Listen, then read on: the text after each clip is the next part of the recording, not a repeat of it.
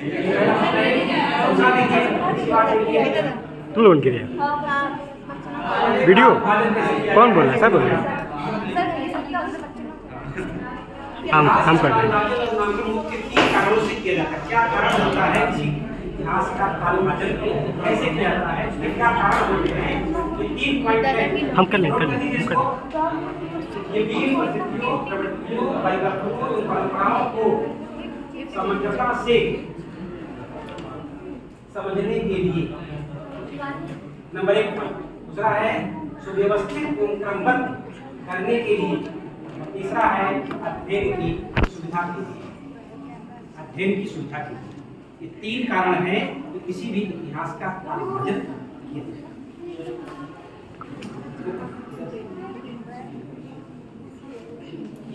ठीक है, अगला पॉइंट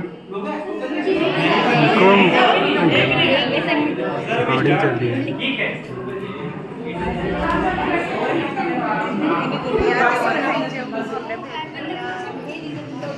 इतिहास का कालभाजन मुख्य 3 कारणों से किया जाता है।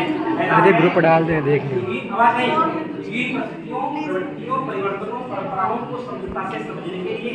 दूसरा है सुव्यवस्थित एवं क्रमबद्ध करने के लिए। और तीसरा है अध्ययन की सुविधा के लिए। एक पॉइंट है, 3 कारण हैं जो इतिहास का कालभाजन किया जाता है। इसी के आधार पर इनकी सारी जानकारी दिया गया है।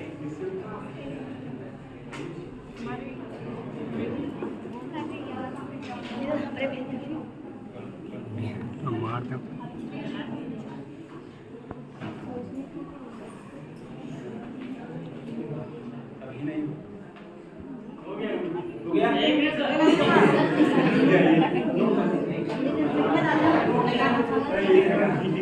अरे फोटो क्लिक करके ग्रुप डाल दो यार। ग्रुप सबके पास हो तो लिख तो रहा, मैं मरी खा जाएगा। तुम लोग रिकॉर्डिंग पे पढ़वाना बंदा हो।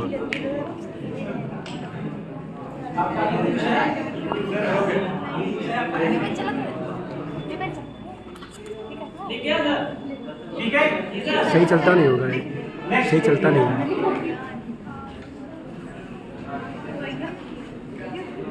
इसको लिखिए नहीं, जिस प्रकार हिंदी साहित्य के लेखन की एक सुदृढ़ परंपरा रही है, उसी प्रकार हिंदी साहित्य इतिहास के कालभाजन और नामकरण की परंपरा भी है।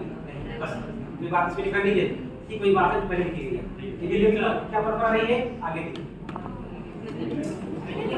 हिंदी साहित्य का लेखन की परंपरा वही बात मैंने पाई थी 19वीं शताब्दी से प्रारंभ होती है। हिंदी साहित्य का प्रथम इतिहास किसने लिखा? पहले लिखा था आपने, वो भी लिखना है फ्रेंच भाषा में लिखा गया। का नाम था हिंदुस्तानी, फ्रेंच भाषा में। इसका प्रथम भाग 1848 में प्रकाशित हुआ, द्वितीय भाग 1847 में प्रकाशित। इसको आपने लिखा, जरूरत नहीं लिखने बच्चे नहीं हो नहीं सकते, पहले ही आप लिख चुके हैं। दूसरा चेंज करते हैं, आप लिख चुके हैं पहले। दूसरा नाम शिव सिंह का है, भी लिखा है शिव सिंह सरोज 1883 में प्रकाशित हुआ था। इसमें लगभग जो है 5000 कवियों का नाम इसमें है। आगे पॉइंट, ये जानकारी का नाम आता है, ये महत्वपूर्ण है। यही बात लाइन नीचे आप लिख लीजिएगा कि यही पहला इतिहास है जहां पर हिंदी साहित्य का सर्वप्रथम कालभाजन और नामकरण किया गया। पहला इतिहास ग्रंथ है, इसमें सबसे पहले हिंदी साहित्य का कालभाजन और नामकरण। It is very important. बार बार जब परीक्षा में लिखिएगा शुरू अंडरलाइन कर दीजिएगा कि हिंदी साहित्य का क्या प्रयास हुआ है। इसमें प्रथम बार कालभाजन और नामकरण हुआ है। जो नाम है जॉन ग्रिशम का, पुस्तक का नाम है मॉडर्न वर्नाक्युलर का नादर धनुष। ये चीज आप जरूर लिखिएगा, इसको नोटेट कर लीजिएगा। 1888 में प्रकाशित हुआ।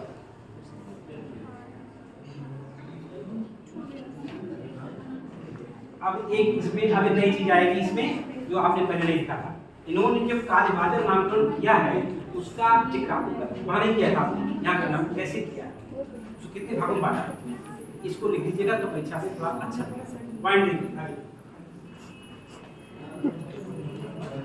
इसको आप शुरू करिए, बहुत इंपॉर्टेंट है, जब लिखिए तब बताइए क्या करेंगे।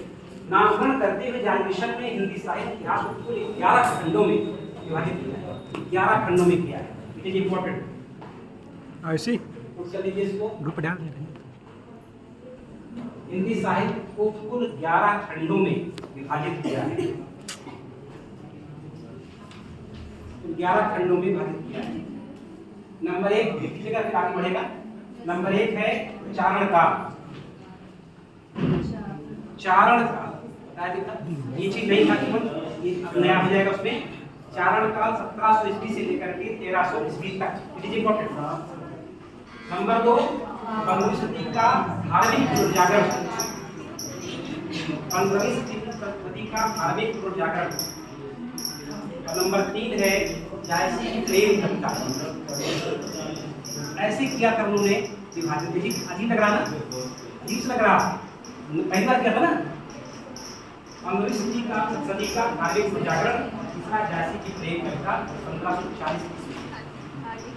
ये जो है उन्होंने अंग्रेजी के विद्वान थे, उन्होंने अंग्रेजी में लिखा था, नोट कर लिया। एक किताब में इसमें दिया हुआ है, किताब जल्दी से मिला लीजिए, इसमें है किताब, इसलिए आप देखिए, कभी आप लिख दीजिए, बाद में मिला लीजिए।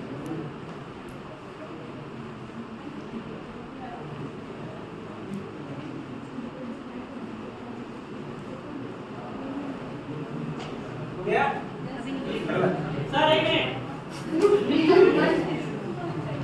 मोबाइल साथ के लिए रहा करिए, मोबाइल से जरूरी है, मेरी बात में लिख लीजिए टाइम। ठीक है, हो गया सर। बताइए आपका हिंदी विषय है पाठ में?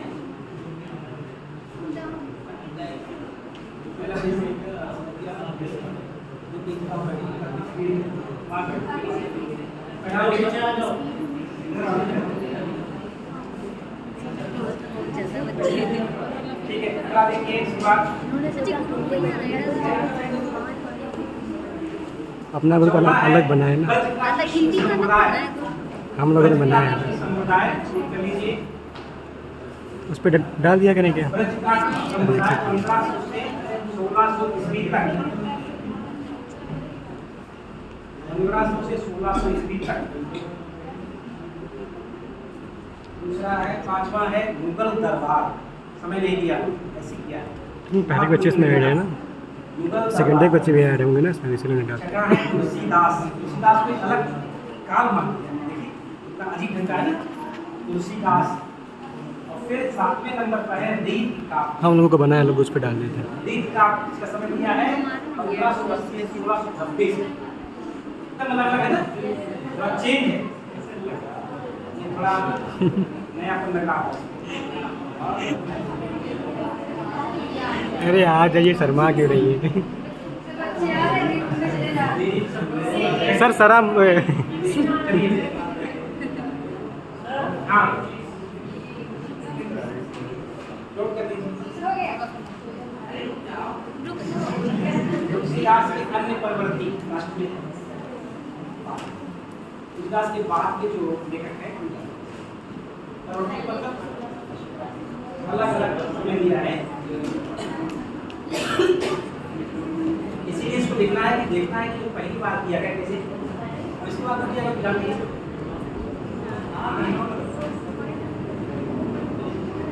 हो गया? नौवां है 18वीं शताब्दी। 10वां है कंपनी के शासन में हिंदुस्तान, कंपनी के शासन में हिंदुस्तान। ऐसी ऐसी 11वां लास्ट है ऐसी महारानी विक्टोरिया के शासन में हिंदुस्तान। संजना महारानी विक्टोरिया बनाना है क्या? सब क्यों बनाना आगे से? महारानी विक्टोरिया का नाम आता है। महारानी विक्टोरिया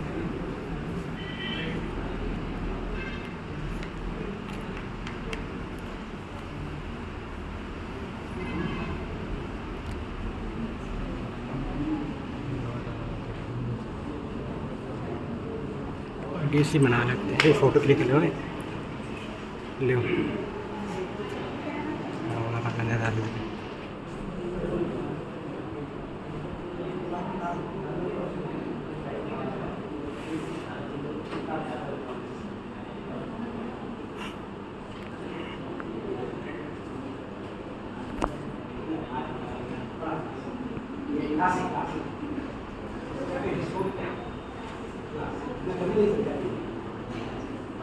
ठीक है, बस 11 खंड है.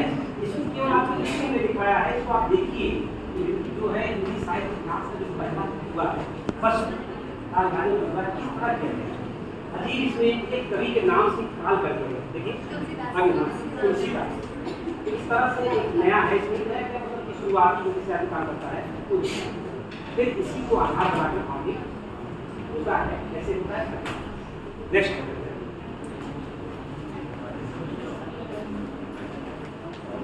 जागृति के इस काल विभाजन और नामकरण में एक रूपता या व्यवस्था का अभाव ठीक नहीं. अभाव होने पर भी इसके महत्व को अस्वीकार नहीं किया.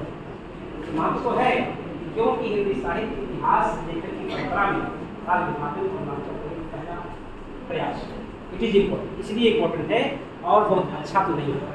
कोई व्यवस्था नहीं है ठीक से. ठीक है, व्यवस्थित नहीं है फिर भी महत्वपूर्ण है. क्यों महत्वपूर्ण है?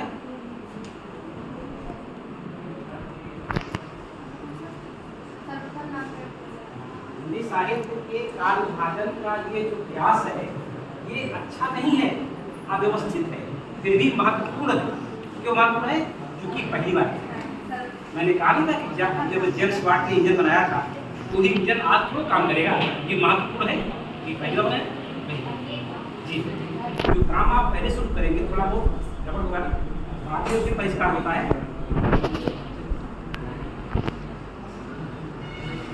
इसके बाद जो है नाम जो आता है नामकरण की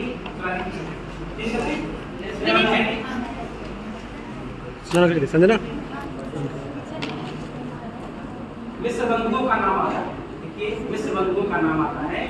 काल विभाजन करने में मिश्र बंधु विनोद पुस्तक का नाम है. इन्होंने भी इसमें हिंदी साहित्य इतिहास का काल विभाजन नामकरण किया है. कैसे किया है? ये भी बहुत लंबा है, पूरा नहीं लिखा मैंने इसको. ये भी व्यवस्थित नहीं. क्यों नहीं है? अभी नीचे में लिख दिया. दो आगे लिखिएगा. मिश्र बंधुओं ने भी हिंदी साहित्य का काल विभाजन किया है, नामकरण भी किया है, लेकिन महत्वपूर्ण नहीं है. वही लिखिए. द्वारा काल विभाजन को व्यवस्थित करने का प्रयास किया गया है, किंतु पूर्व और उत्तर में बांट कर स्पष्टता की जगह एक भ्रम पैदा कर दिया गया है. इसलिए ये काल विभाजन भी प्रवचन द्वारा मान्य नहीं. भी नहीं मान्य है. ये मान्य नहीं हुआ. इसी कारण लिख लीजिएगा विश्व बंधुओं का काल विभाजन मान्य नहीं हुआ.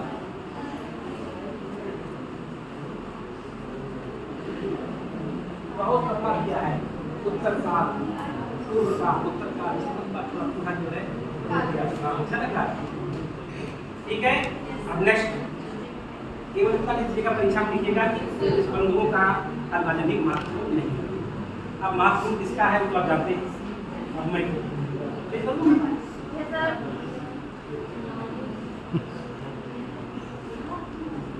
यहाँ खड़ा लिख दिया मैंने. एक किया है आदिकाल को प्रारंभिक काल कहते हैं, प्रारंभिक काल कहते हैं. दूसरा बांटा उन्होंने ऐसे बांटा है. बंधुओं ने आदिकाल को पूर्व आरंभिक काल कहा है, उत्तर आरंभिक काल कहा है. इसका समय बताया है 645 ईस्वी से लिखिएगा. आदिकाल का समय उन्होंने जो बताया है 645 ईस्वी से लेकर के 1380 ईस्वी तक. ये बात बात है. इस बंधुओं ने आदिकाल का समय 645 ईस्वी से 1380 ईस्वी तक निर्धारित किया. It is important. बाद में लोगों ने इसको स्वीकार किया, लेकिन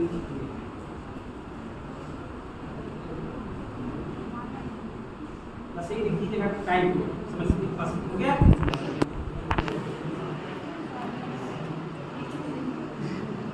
ये नाम बहुत मशहूर नाम है, आप जानते हैं. ये बहुत ही महत्वपूर्ण नाम है. हिंदी साहित्य इतिहास को एक व्यवस्थित स्वरूप प्रदान करने का श्रेय रामचंद्र शुक्ल को है. हिंदी संस्थागत की भूमिका में 1929 ईस्वी में आचार्य रामचंद्र शुक्ल हिंदी साहित्य एक वैज्ञानिक इतिहास, साइंटिफिक इतिहास है। अब तक जो लिखा जा रहा था वो वैज्ञानिक नहीं था। विज्ञान का मतलब क्या होता है? कौन बताए? विज्ञान का मतलब नोट करिए पहले। 1929 में प्रकाशित हुआ था हिंदी साहित्य का वैज्ञानिक scientific history of Hindi literature, ऐसे ठीक है।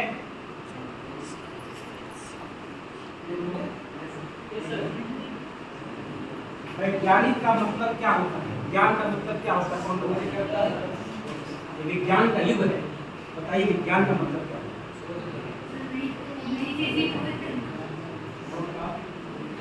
इसीलिए विज्ञान का मतलब कैसे वैज्ञानिक हो गए? उन्होंने खोज विज्ञान का मतलब होता है किसी चीज को व्यवस्थित करना, सिस्टमैटिक करना।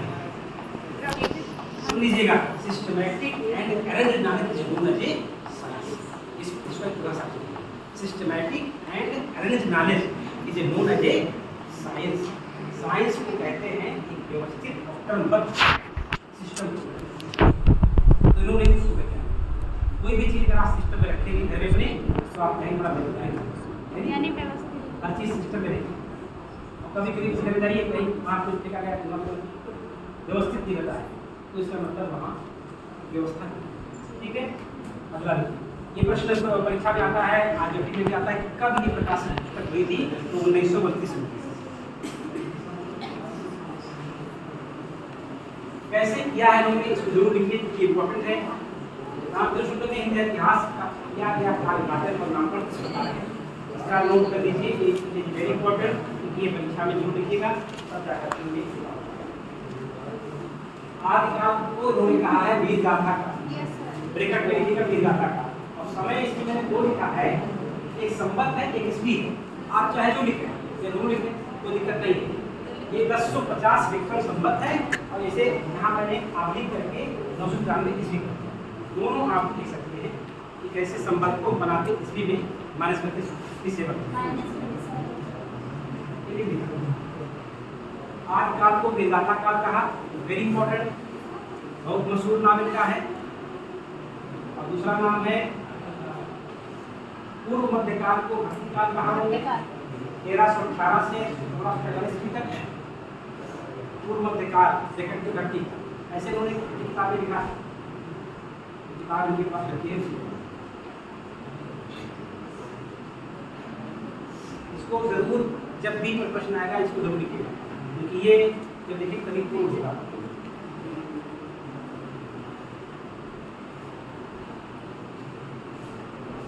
ठीक है, हो गया। सन तो सन है, संबत है, कुछ भी है। आप चाहे देखिए चाहे आचार्य जो शुक्ल पुस्तक अपने संबत लिखा है, ध्यान रखिए।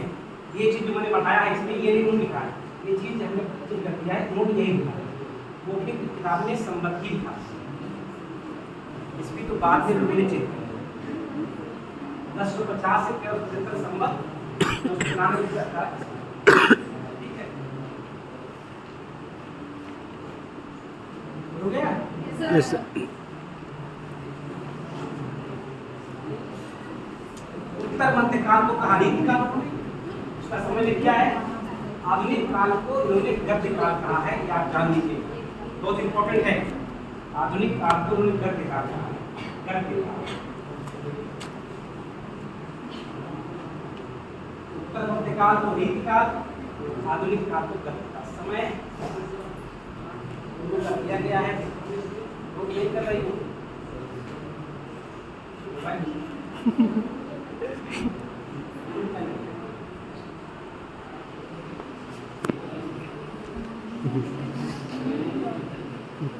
देवी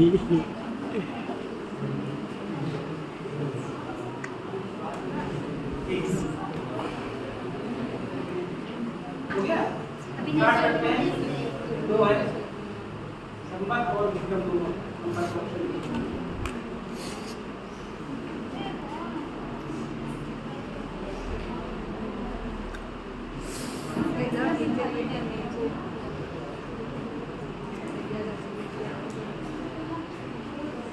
यदि हाँ काट पहली बार शब्द